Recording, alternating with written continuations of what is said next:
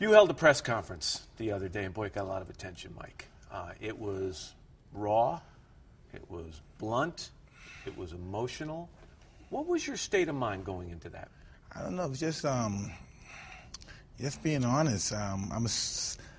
People blew it out of proportion, pretty much. You know, I felt I haven't drank for 4.5 years, and I took a drink, and I started drinking.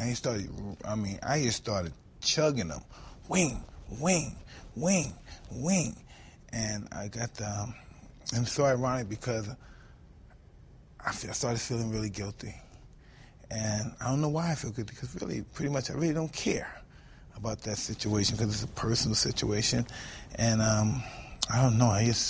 I didn't feel good. I just didn't feel good talking to these people, knowing that I took those shots the other day. What after 4.5 years of sobriety, what was it that got you to take that drink? I don't know. Too much stuff coming at me. I'm doing my auto documentary, the sports documentary I was doing with my friend Alan Freed for Fox Sports, and I did that. I was doing everything just started creeping up on me, hitting me. Boom!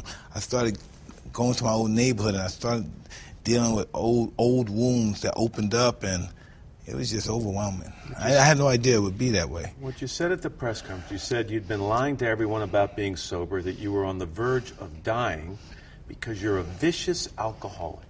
Yeah. Did you mean those words? You say people blew it out of proportion. But talk to me about that choice of words. Those are the words I use because when I start drinking and I relapse, I think of dying. You know, I'm in a real dark mood. I think of dying. And I don't know. I don't want to be around no more. Sometimes I don't want to live when I'm in that state. It's just really difficult to discuss. I don't know. I'm not experienced enough in my recovery to really pinpoint it. It's just a really dark moment in my life when I start. You said you think about dying at that time. I went back and I read some interviews you've done over the years. And you know what I found, Mike? I found references on your part to suicide dating all the way back to the late 1980s. This is something that's come up from time to time in your life. How much do you think about it? Not that much, but I do think about it every now and then. Years. It's not like I want to shoot myself today or something. It's just sometimes if I get drunk, I'm just not the same guy. If I'm drinking, I'm just not the same guy. So I just need to see my friends and see my sponsors and talk to them. And it's pretty personal. I just wish I didn't say it, but that's just how I felt. You regret saying it now? No, I had to say that. I just had to say that because I had to be honest with myself. Because regardless of how much I love my wife, I love my children, and if I'm not honest, it'll never work. I don't care how much I love them; it's not going to work. I talked to someone who's very close to you the other day, and that person told me something I found interesting. That person told me that a lot of people, when things start going badly in their lives, they get upset and nervous. And that person told me that sometimes when things are going well in your life, you get nervous. Can you identify with that? 100 times, but I don't know why, but it's that way. What is it that anyone's expecting from me? Because I'm successful, else they may have helped me become successful. What is it that I owe somebody? I always feel like it must be something in return. I don't know, why am I doing this? And I just like entertaining. I just don't understand why I have to walk this straight line, and I'm just a human being living life on life terms. And sometimes I don't do it that well. I'm good at being an entertainer. I could fight, entertain people. I could be on stage, but I don't live life well. That's just something I don't do well. Do you think you, in some ways, sabotage yourself when things start going well on purpose? That can happen too. Yeah, that's capable of happening, but I don't want to do that. That's not what I want to do. That's why I'm conscious and I'm always honest with myself. Even if it's jeopardizing my family or my life. If my wife may say, hey, I don't like that, or this is just what I have to do. I want help. You know what I mean? This is what I want to do. It's not going to be easy because it didn't happen overnight. One of the moments of the press conference that struck me, and I watched it a couple of times, you pointed at your head and you said it's dangerous to hang out in this neighborhood alone, yes, up here, right? Alone, yeah. It wants to kill everything. It wants to kill me. And all I could think of is what a tough way to go through life on a daily basis, kind of fearing what's going on in your own head. Well, I'm so happy you don't have to go through that. But, yeah, it is kind of strange and scary. How long has that been going on? I was born that way. And so it's something you've struggled with your whole life? My whole entire life, yes. Well, this is so interesting. When I was fighting, I was absolutely crazy. I wasn't getting high or drinking. It's hard for me to live normal. Straight is hard. Living straight life is hard. Smoking a joint and having a drink, whoo, thank God, I'm cool. But that's not the life I want to live. I don't want to live that life. Eventually it's going to get ugly. And I'm going to be ugly. And I don't want to live that life no more. I've lived that life most of my entire life. And I don't want to live that life anymore, Matt. And God willing, I won't have to. I won't have to use anymore. I won't have to take another drink.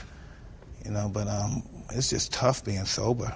I've been sober 12 days now. It's tough. I'm mean and irritable. You had the press conference. It had been 6 days, and you said, this is heavy stuff here. I haven't had a drink in 6 days, and I looked at your face as you were saying it, and it looked like it was a real challenge for you to get through those 6 days. Yeah, it's a real challenge because I don't like, I don't know if I like this sober guy. I really don't know if I like this guy. This guy's irritable. This guy is, oh man, he doesn't have much patience. There's a guy that just been smoking a joint and had a drink. He's not as inclined to show compassion as the guy that just smoked a blunt and had a drink.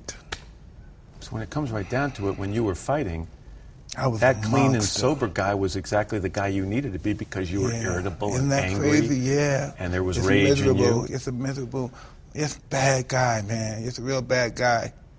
I don't know why. Maybe I got that from my mother. My mother's that way. My mother's real tough. I have a real aggressive mother. You said at this stage of your life, Mike, you want to make amends. It sounds like you want to reach out to some people that maybe you feel you've wronged over the years. I know that was maybe the case with Teddy Atlas. You wanted to just settle something and just kind of get past it. What brought that on? What kind of triggered that in you? Hey,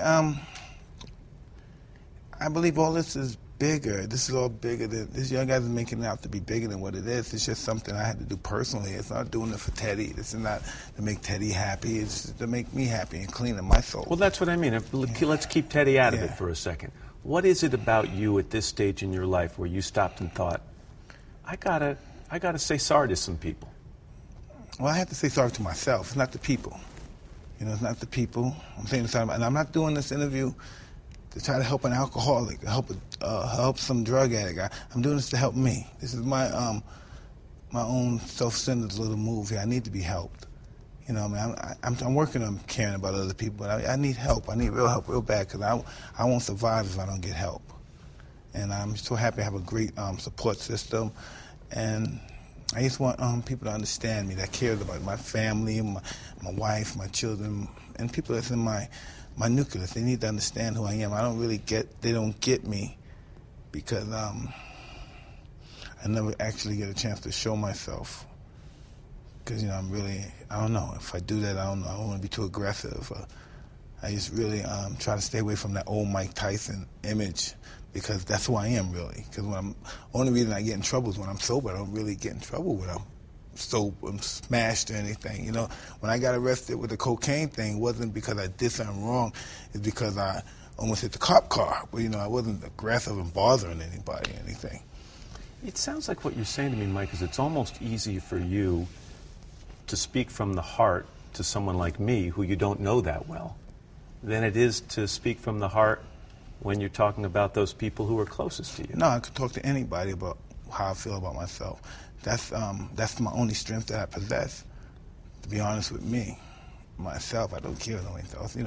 I don't care if y'all tell me lies. People tell me that's cool because that's none of my business. But I have to be honest with myself because I just need to be honest. I lie to myself too often, so I need to be honest with myself. If we're at that stage of being honest, let me ask you a question you've been asked before. And I listened to you say you wanted to make amends to people, and I've heard you take responsibility over the years for a lot of bad behavior, for drinking, for drugs, for some relationships with women that you, I think, even described as abusive. I've never heard you talk and say you want to take responsibility or even apologize for what happened with Desiree Washington. Well, and I'm worried, I'm curious if you're at that stage in your life now. Well, I don't really think I have to make amends to that because I've done nothing. I really didn't do anything to her. I didn't rape her. I didn't beat her. I didn't do anything to her.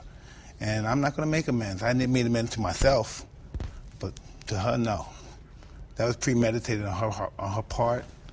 So does that period in your life haunt you? Not as much as it used to. Explain that to me. It just doesn't. It really doesn't. It just doesn't no more. I'm at peace with myself pretty much.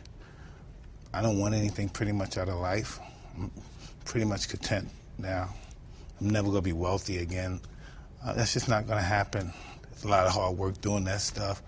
I don't have that in me anymore. I'm cool with who I am now, pretty much. You say you're never going to be wealthy again. I read by someone's estimate, that in the course of your boxing career, you made and lost about $300 million. Do you ever wish you'd hung on to that money? I didn't, though. I didn't. Nothing you can do about it? No, not at all. Out of my control, pretty much. There are certain times, Mike, where you get emotional. I watch when you talk about your kids. I watch when you talk about Kiki, your wife. I've watched you over the years talk about Customato. Where does that emotional side of you come from? You say you get your toughness from your mom.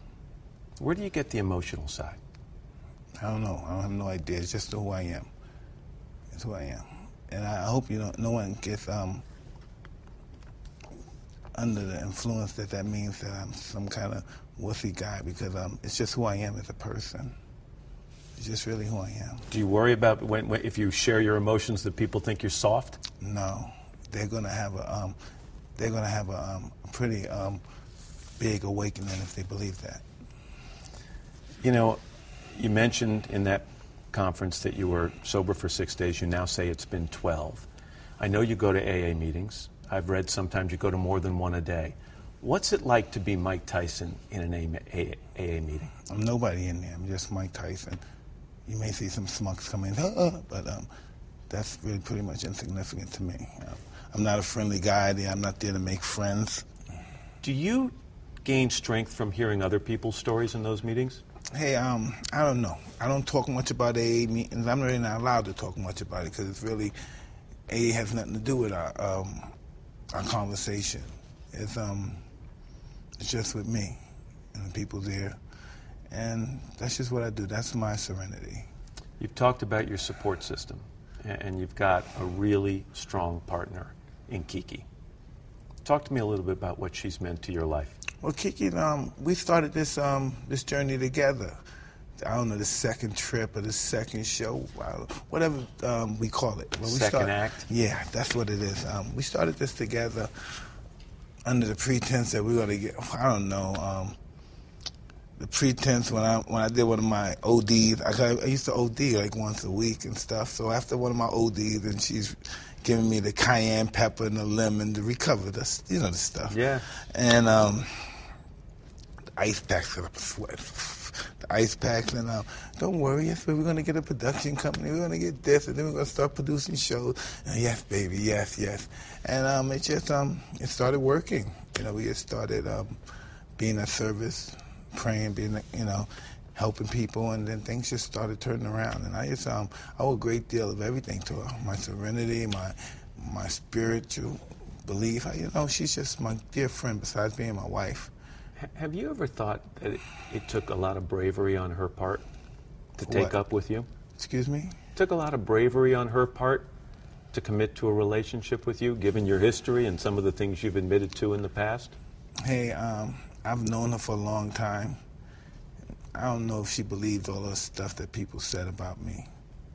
And anything I did, she knows already. She knows everything about me, pretty much. It's not anything that I've done that she doesn't know. She's known everybody I slept with, pretty much. So I'm not embarrassed to do anything around her. I'm thinking, Mike, that there are people, especially younger people, watching this interview right now. And believe it or not, they don't know you as Mike Tyson, the boxer, or the fighter. Yeah, that's pretty interesting, huh? They know you as the guy from the Hangover movie and TV shows and things like that.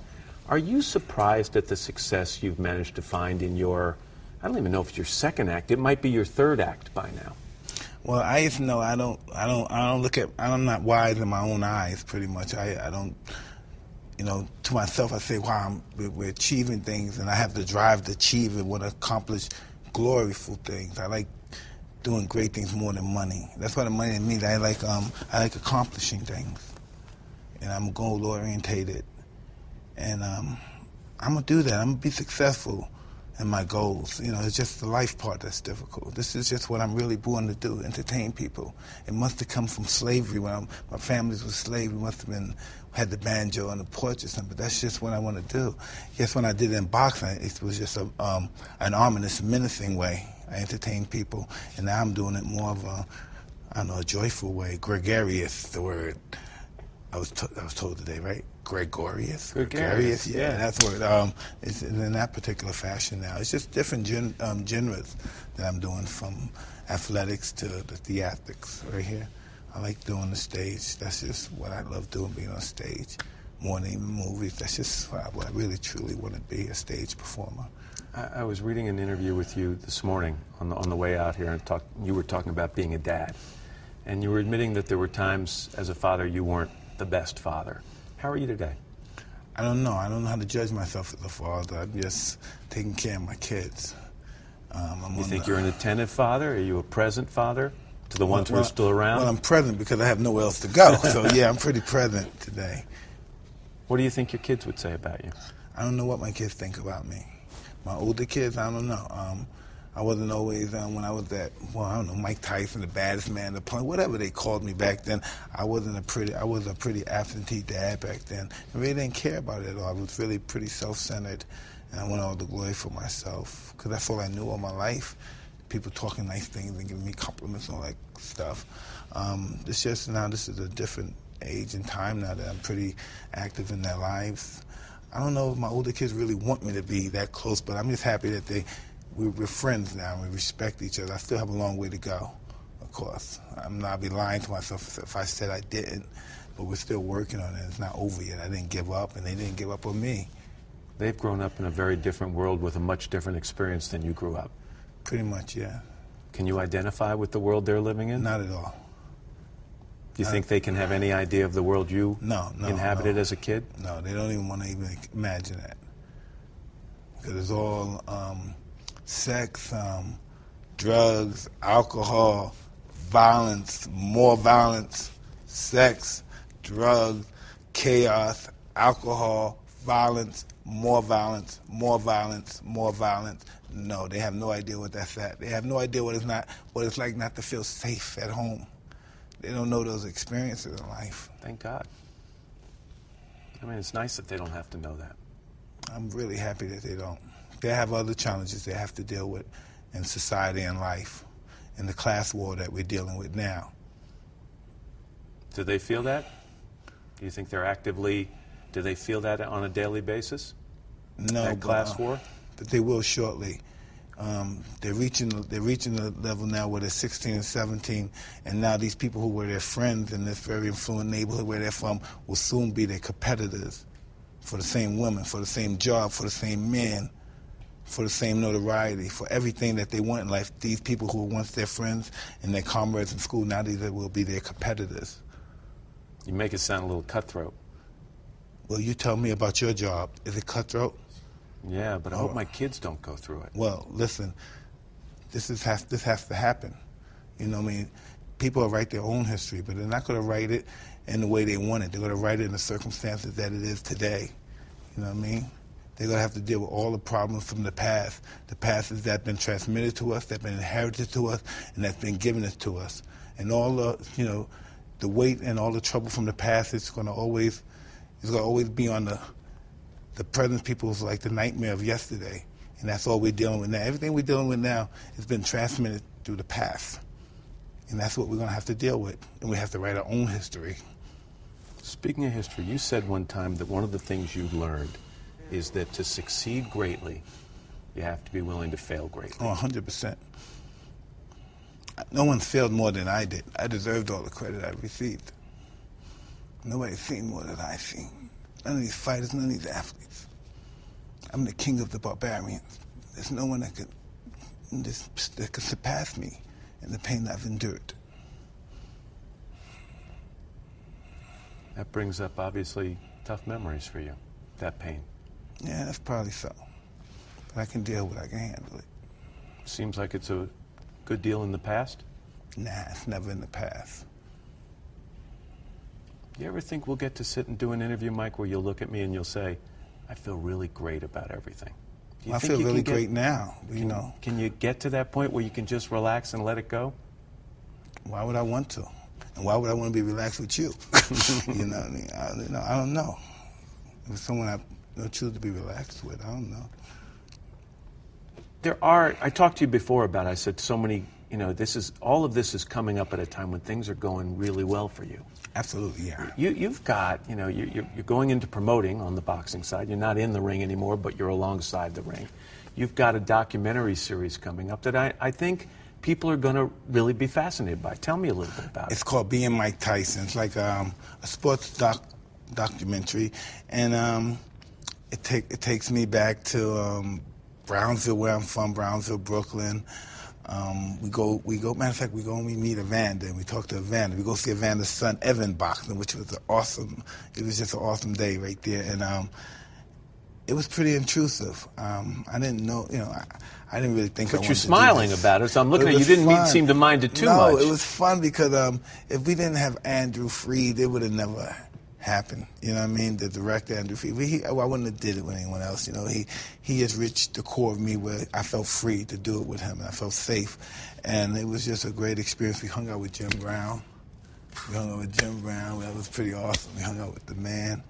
And always so enlightening to be with him. So with all that's been written and said about you over the years, what do you think people might learn by watching this? What that they don't know? I have no idea. It's just, wow. It told me a lot. I found out a lot about myself. Like? I'm a very scared young boy. I'm still a little scared little boy. Still afraid.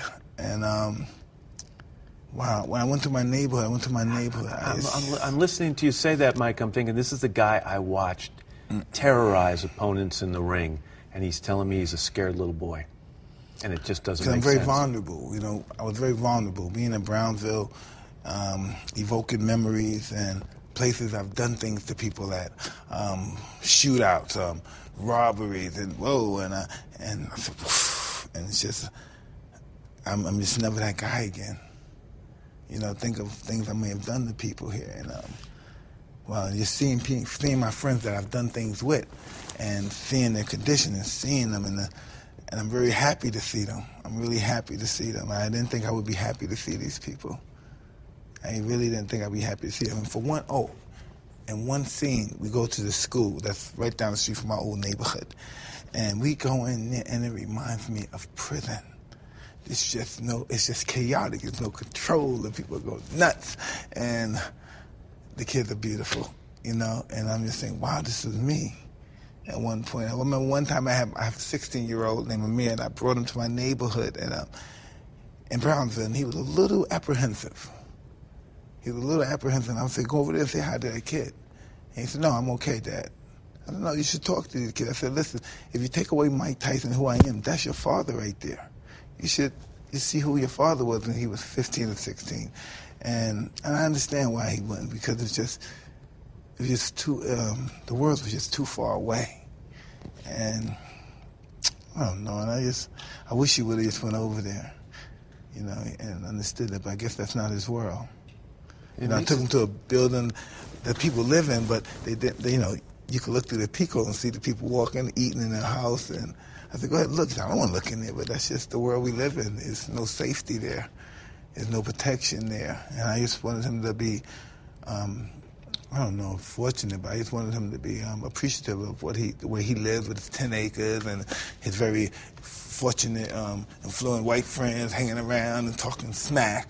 My son is very interesting because he has his own court in his backyard, his own, what do you call both courts? Full court. Full court, right. Yeah, okay, so, and he talks pretty cool and tough on the court there. And I'm saying, I said, listen, Amir, if you played like this in a public park, you would have to fight talking like this.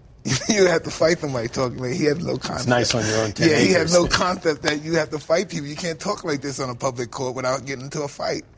And I thought that was awesome. In all the things we've talked about today, this is the biggest smile I've seen on your face, and I'm wondering it's because you're thinking about your childhood, or you're thinking about the chance to share your childhood or a little piece of it with other people. Oh, that's going to be awesome. That's going to be awesome. I just don't know. I haven't seen it yet. I haven't seen the show yet, so I don't know how it's going to turn out. But I hope I'm not like El Schmucko right there, you know, because I'm still tense. Even I'm not tense, because I'm never tense. If I go to Browns, I got the Brownsville look. I'm talking, but with the cameras, I'm tense. Did you ever get to the point where you could ignore the camera? That it was kind of became second nature? No, not down there, because I'm there with some people, and near people are familiar with me, they're aggressive, and I want to say something, and maybe perhaps swear at somebody, but I say, I can't do this, the camera's here, and I want to tell something, you better get up, but the camera's, oh man. You couldn't truly be yourself. Yeah, I couldn't be myself, no. I didn't want them to think I'm being mean, so this guy's bothering me. I don't want to go in my pockets, and my friends be saying, Mike, give me some money, Mike, give me some money, Mike, help me, Mike, I'm doing bad out here, Mike, you're doing good, Mike, man. And I'm saying, man, chill out here, man, chill out. And I don't want to curse at him on television because he's just irritating me. I was like, God, but this is my lifelong friend, so I don't look at it as he's really irritating me. But right now I got the cameras and just chill out, and this is just not going well. Do a lot of your friends from earlier in your life want things from you? No, not really. They're older men now, and they're just living their life. Most of them are dead. Most of them are locked up, so strung out on drugs, they wouldn't know what to do with any money. That's sad. But the ones that are doing good, I'm really appreciative with, I don't look at that as if I'm better than them, but we survived. We beat the system for now, We had some bullet holes, maybe been shot out. Some of us are dead, but we're still here.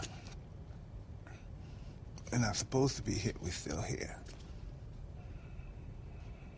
You hang in there. I'll be all right, buddy. Thank you for coming. Thanks for talking to me. I appreciate it.